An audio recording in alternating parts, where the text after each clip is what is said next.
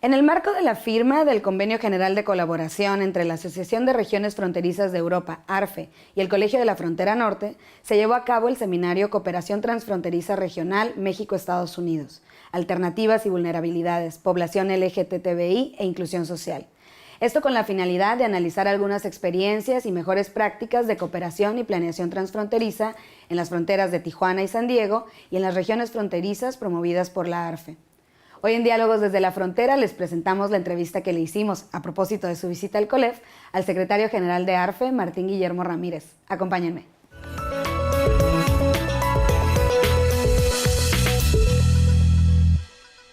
Bienvenidos a Diálogos desde la Frontera. Hoy tenemos en el COLEF, aquí en Tijuana, en el estudio, a Martín Guillermo Ramírez. Él es secretario general de la Asociación de Regiones Fronterizas de Europa, ARFE. Bienvenido, Martín, muchas gracias, secretario, por estar aquí con nosotros en el COLEF y bueno, también haber aceptado la invitación a esta entrevista. Un placer. ¿Podría decirnos, para poner a la audiencia en contexto, qué es ARFE y cuáles son los objetivos que persigue? Bueno, la Asociación de Regiones Fronterizas Europeas se creó en 1971 en el marco del proceso de integración europea. Por aquellos años llevábamos unos 20 de integración europea, pero era una integración todavía muy rudimentaria. Al final era un grupo de estados pequeño de Europa que después de la Segunda Guerra Mundial decidieron que se había terminado ya la tradición entre estados europeos, que su relación era fundamentalmente hacer la guerra. Y así había sido durante muchísimos siglos. Después de la Segunda Guerra Mundial, con todos los efectos que tuvo, la Unión Europea se crea fundamentalmente para que entre todos los estados compartieran los recursos por los cuales normalmente se pelea en las guerras. En este caso era el carbón, el acero y la energía nuclear. Y ese fue el fundamento. Durante una serie de años hubo muchos diálogos entre los estados, pero no dejaba de ser un club de élite que se reunía de vez en cuando, hacían una serie de declaraciones y poco más, ¿no? Durante los finales de los años 50, también los alcaldes, sobre todo de las zonas de frontera, empezaron a vislumbrar que quedaban fuera de ese proceso, pero ellos también querían ser parte, porque eran los que habían pagado el precio más duro de todos los conflictos que se habían producido. Fundamentalmente la frontera en el Rin, entre Alemania, Francia y bueno, Holanda, Bélgica y Suiza.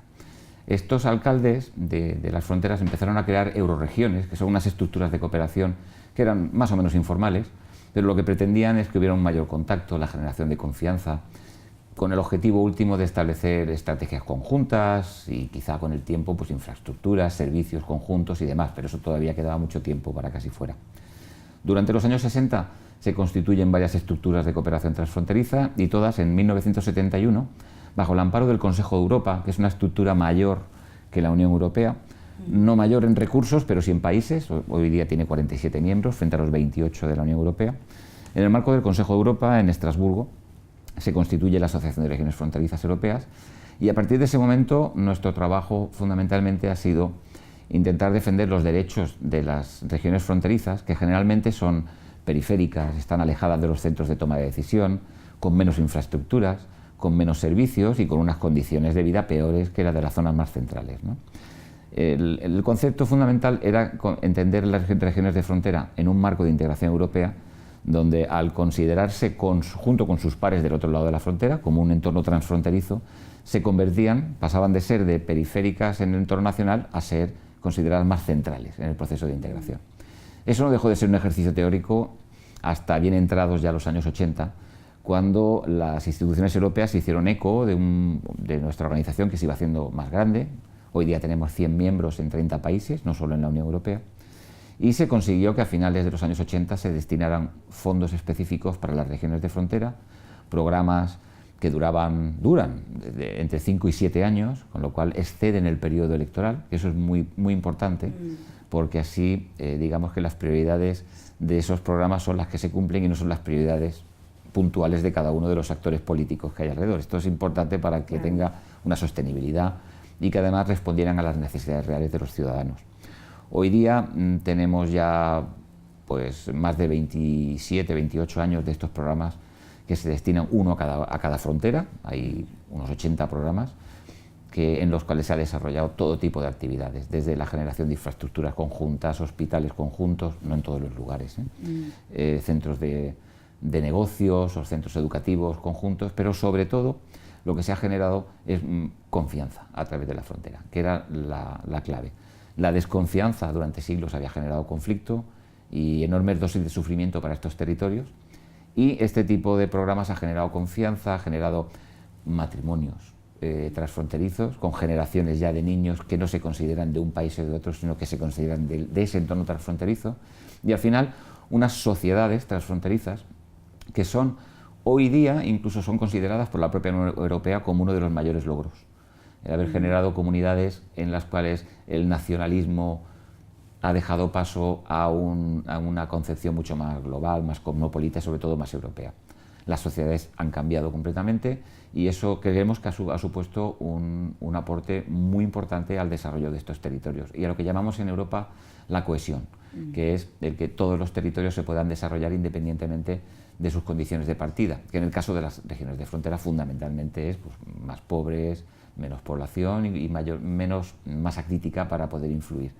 La asociación lo que hace es reunir a todos estos grupos y hacemos pues cabildeo fundamentalmente ante las instituciones europeas, los gobiernos nacionales y otras instituciones para intentar defender esas necesidades específicas de frontera que generalmente ni coinciden con las prioridades de los Estados ni tampoco con las generales de la Unión Europea. A veces son cuestiones que pueden ser consideradas menores, pero que son muy importantes para los ciudadanos, con el objetivo último de fijar a la población. Porque otra de las características típicas de las regiones de frontera, supongo que aquí es también el caso, es que los ciudadanos, sobre todo los jóvenes, y los jóvenes con talento, en cuanto tienen una oportunidad se marchan.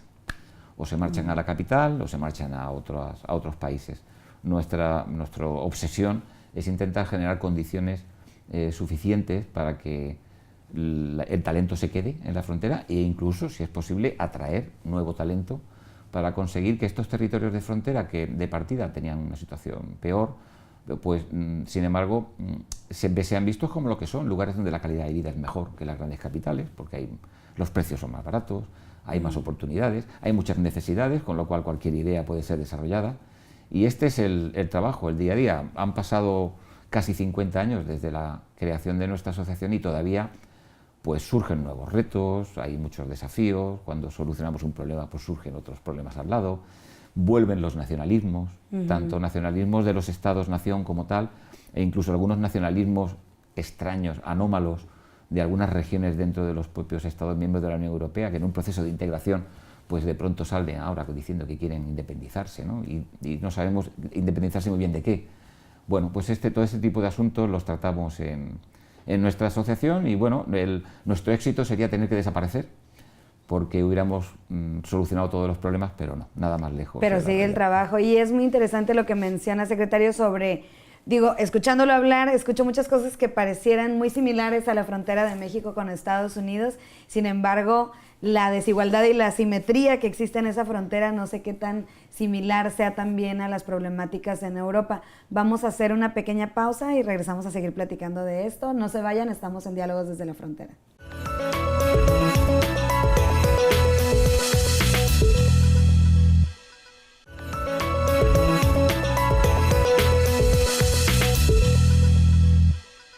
Bienvenidos de regreso a Diálogos desde la Frontera y seguimos platicando con el secretario Martín Guillermo Ramírez, el secretario general de la Asociación de Regiones Fronterizas de Europa. Secretario, ahorita que hablaba sobre el trabajo de ARFE y la cuestión de las fronteras en Europa, pues es imposible pensar en las fronteras sin pensar en un tema como la migración, que también, bueno, ha sido una constante tanto en Europa como en muchas partes del mundo, pero también es algo que pues es una sombrilla que está donde están también la frontera norte de México, que es una de las fronteras más grandes y también más importantes y de tránsito de muchas personas. ¿Cómo ve ARFE la frontera de Estados Unidos con México y qué similitudes podríamos encontrar con las fronteras europeas? Bueno, claro, las comparaciones son odiosas, ¿no? Pero hay muchas cuestiones que son muy similares y el hecho de la migración es uno de ellos. Hay un elemento que es común a Europa y a esta parte del mundo, y es el hecho de que normalmente la población de los países más ricos suele estar más envejecida. Tienen menos niños y también es verdad que tienen mejor salud y entonces viven más, pero sobre todo tienen menos niños. y sin embargo la población de los países menos desarrollados pues son poblaciones más jóvenes, con lo cual al final son más dinámicas, también hay más niños, etc. Nosotros hemos hecho varios estudios y otras agencias mucho más autorizadas en esta materia han hecho estudios en Europa, me consta que también por aquí, en las cuales la economía europea sería insostenible si no hubiera una entrada importante de migrantes en los próximos años. Se calcula que necesitamos al menos unos 20 millones de migrantes para que se pueda mantener los ritmos de producción y de desarrollo y de generación de riqueza en Europa en los próximos 30-40 años. Y nos da la impresión que en Estados Unidos es exactamente lo mismo. Con lo cual las migraciones son, en principio, beneficiosas. Sin embargo, vemos, hay otra similitud, es el propio hecho de la frontera.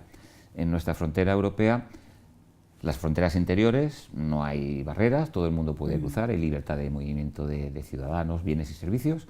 Sin embargo, las fronteras exteriores ya hay más controles. Y en los últimos años hay una cierta reacción por parte de algunos sectores de la población europea a oponerse a la entrada de inmigrantes. Claro, esto también lleva la cuestión de otro tipo de migrantes, que son los migrantes forzados, los asilados o refugiados que vienen por motivo de la guerra, sobre todo en el caso de Siria. Y hay algunos países de la Unión Europea que son receptores de fondos netos, que reciben un gran aporte de la solidaridad del resto de socios y que, sin embargo, se niegan a abrir sus fronteras a otras personas que vienen con necesidad, olvidando que ellos mismos, hace muy poco tiempo, estaban en la misma situación. Pongamos, por ejemplo, el caso de Alemania, del país más rico de la Unión Europea. Ha sido un país que hace, en términos históricos, antes de ayer, como aquel que dice, fue un país también de refugiados y tuvo que recibir la ayuda, la solidaridad de otros países europeos y también de los Estados Unidos. Hoy Alemania reacciona bien a eso, pero hay algunos estados, sobre todo del centro y del este de Europa, que no, que se han negado. Con lo cual hay un debate muy importante en Europa al respecto de cómo es posible que un país alegremente acepte toda la solidaridad que le llegue del resto de sus vecinos, pero luego cuando tiene que ser él quien aporte esa solidaridad, no la dé. Claro. Entonces, bueno, se podría trasladar también al caso de esta frontera, ¿no? Nos parece que la relación entre Estados Unidos y México, y particularmente entre los estados del sur de Estados Unidos y los del norte de México, es una relación de mutuo beneficio. Y así nos lo confirman las personas con las que hablamos también del lado del norte. La cuestión es, y esto ocurre también en Europa, cuanto más nos alejamos de la frontera, la percepción de la frontera cambia completamente y la percepción hacia la inmigración, hacia el otro, esa otredad es cada vez mayor. Igual que al revés, si nos acercamos más a la frontera, llega un momento que uno, a no ser que escuche la lengua que se habla o mire las matrículas de los coches, no sabe muy bien en qué parte de la frontera está. Exacto. Y ese es un poco el trabajo que estamos intentando hacer. Compartir las buenas y las malas experiencias europeas, que también de esas también se aprende y a veces más, con las experiencias que hay aquí. Aunque también hay quien piensa que venimos aquí a mostrar o a dar algunas lecciones. No, venimos a contar nuestro caso y a escuchar muy atentamente cuál es la experiencia, porque también de la experiencia de ustedes estamos aprendiendo nosotros, porque hay formas distintas de hacer las cosas. Del muro no estamos aprendiendo nada, pero de las relaciones entre las personas, entre San Diego y Tijuana o entre y El Paso, las interacciones, sí, ¿no? de eso aprendemos, porque hay formas distintas. Aquí el idioma no es una barrera, porque hay mucha gente que habla español en el norte, mucha gente que habla inglés en el sur. En Europa, sin embargo, tenemos que trabajar con 20 o 30 idiomas y algunos muy distintos. Claro. Y eso, bueno, hay circunstancias distintas, pero en general el enfoque e incluso la visión a largo plazo que hay que tener de la relación en la frontera es muy similar, con lo cual intentamos poner en conjunto ambas experiencias para que aquí también se suavice un poco ciertos discursos que no benefician a nadie, quizá electoralmente a alguien, incluso yo también lo dudo, pero al mismo tiempo llevar esos mensajes a Europa, donde hay un fantasma de nacionalismo que empieza a crecer y a ser preocupante. Y justo en este contexto se dio la firma de un convenio de colaboración aquí con el Colegio de la Frontera Norte. ¿Cuál es la relevancia que le asigna ARFE a este convenio y cuál es como el objetivo que persiguen a través de esta firma de colaboración? Bueno, esto forma parte de una estrategia que llevamos en nuestra organización desde que yo llegué a la Secretaría General hace 12 años. Nuestra organización ha estado siempre liderada por compañeros alemanes y bueno, era como muy alemana la organización, a pesar de tener socios de toda Europa. Sin embargo, yo vengo del mundo de la cooperación internacional, soy español, con lo cual mi relación con América Latina pues es lógicamente la que es, ¿no? Entonces, desde el primer momento vi que nuestra experiencia podía ser compartida con otros casos de América Latina. Así lo hemos estado haciendo durante los últimos 5 o 6 años. Pero desde el primer momento, siempre que hacíamos una búsqueda, encontrábamos mucha documentación elaborada por una entidad denominada el COLEF, que estaba en Tijuana y que hacía muchísimas cosas. Fuimos aprendiendo más. El año pasado tuvimos la oportunidad de poder hacer una actividad juntos con el ECOSUR, con el Colegio de la Frontera Sur, en Tapachula. Ahí conocimos al doctor José María Ramos y dijimos, bueno, tenemos que hacer cosas juntos. Y así hemos llegado a organizar esta actividad que hacemos en estos días, a firmar un convenio de colaboración, con la idea, efectivamente, de abrir un espacio dinámico y activo de intercambio de experiencias entre ambos lados, del cual seguro que nos vamos a beneficiar ambos lados del Atlántico. Perfecto, pues vamos a seguir platicando. Me gustaría, ahorita regresando del corte, hablar sobre precisamente la cooperación transfronteriza y también pues la percepción que hay desde ARFE y también desde Europa. Si nos puedes compartir, secretario, sobre la administración del presidente Trump. Digo, ya hablamos un poco del muro. No se vayan, regresamos a Diálogos desde la Frontera.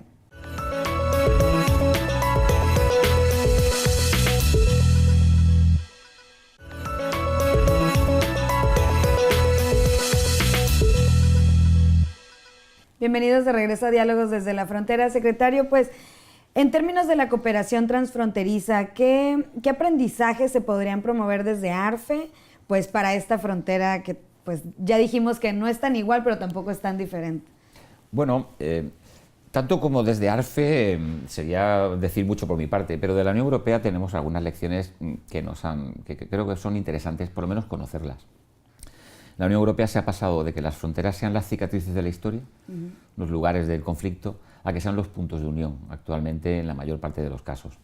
Gracias a una discriminación positiva de los territorios de frontera, es decir, a la generación de programas financieros, de inversión específica para esos territorios de frontera.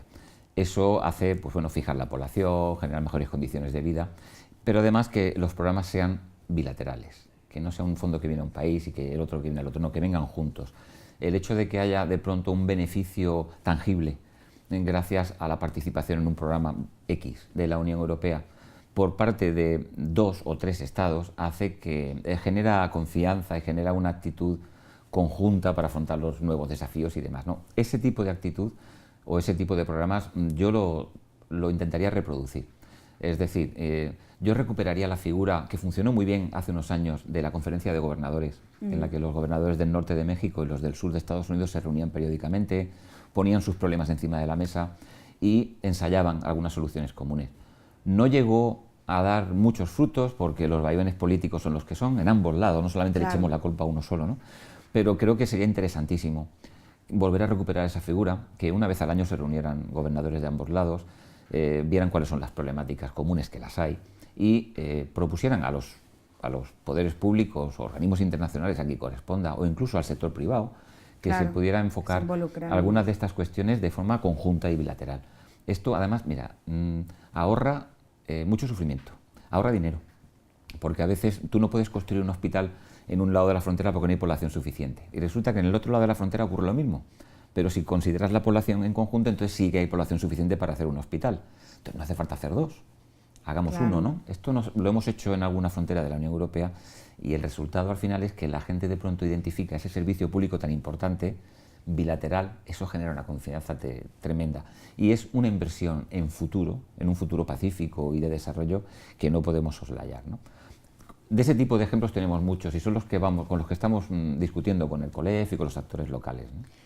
Secretario, y en ese sentido también, y como para dar un cierre ahorita a nuestra conversación, las políticas actuales de la administración de Trump, que pues de alguna manera han sido permeadas por un discurso bastante pues racista, de lugares comunes, también de generalizaciones que no siempre atienden a la verdad de lo que sucede en la frontera, del muro, ¿no? O sea, y siendo que en Europa, o sea, ¿cómo ven en Europa este tipo de actitudes desde la presidencia del presidente Trump, de hablar de muros, donde ustedes ya tumbaron algunos también allá, y que de alguna manera, ¿qué mensaje hay dentro de los gobiernos de la Unión Europea que están, digo, ahorita pensé que estaba el presidente de Francia ahorita de visita en Estados Unidos, ¿cómo perciben estos discursos en Europa?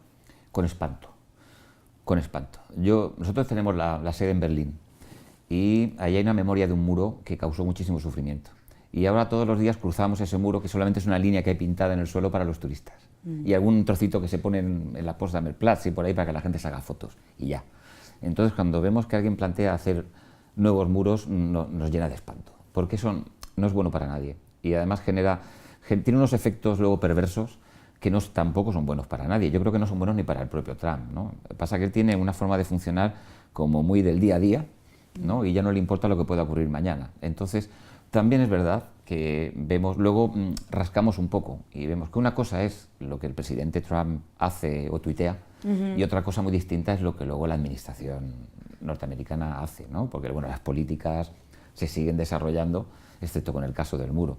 Pero sí, nos llena de espanto, porque no hay muro bueno.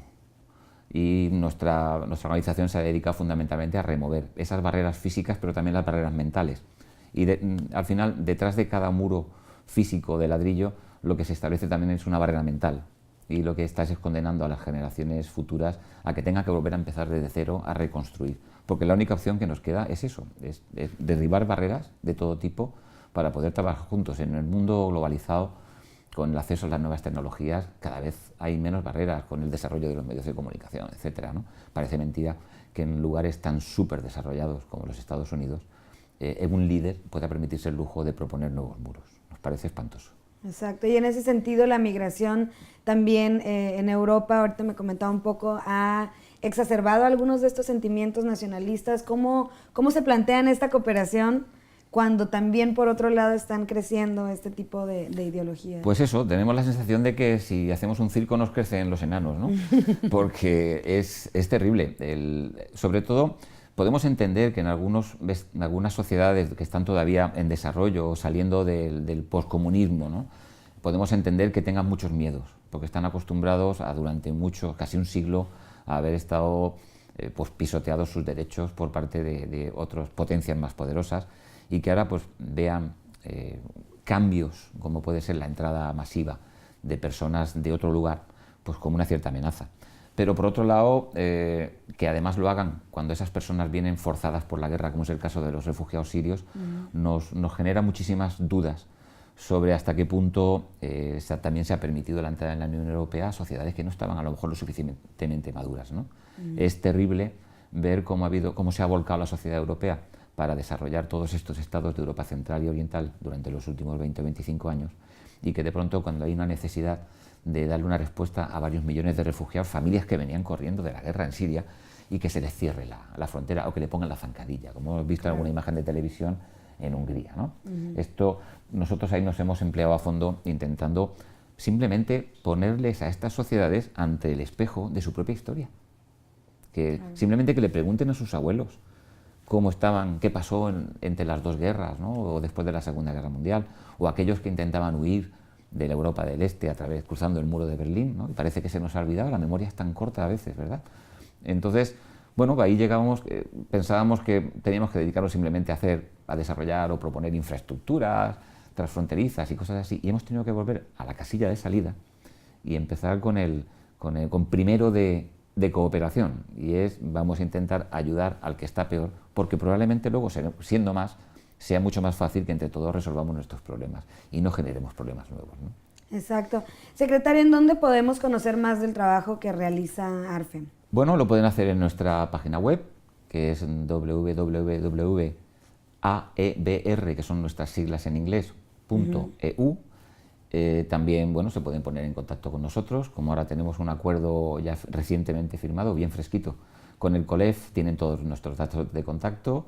Estamos en Facebook, estamos en Twitter, en LinkedIn, y bueno, y además esperamos estar por aquí a menudo porque nos han tratado muy bien y creo que hay muchas cosas todavía para hacer juntos. No, pues muy enriquecedor tenerlos aquí, tenerlo a usted aquí en esta entrevista. Muchas gracias por haber aceptado la entrevista.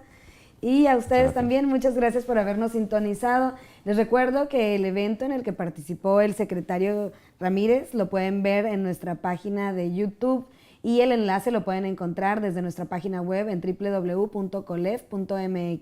Nos vemos en la próxima edición de Diálogos desde la Frontera. Hasta luego.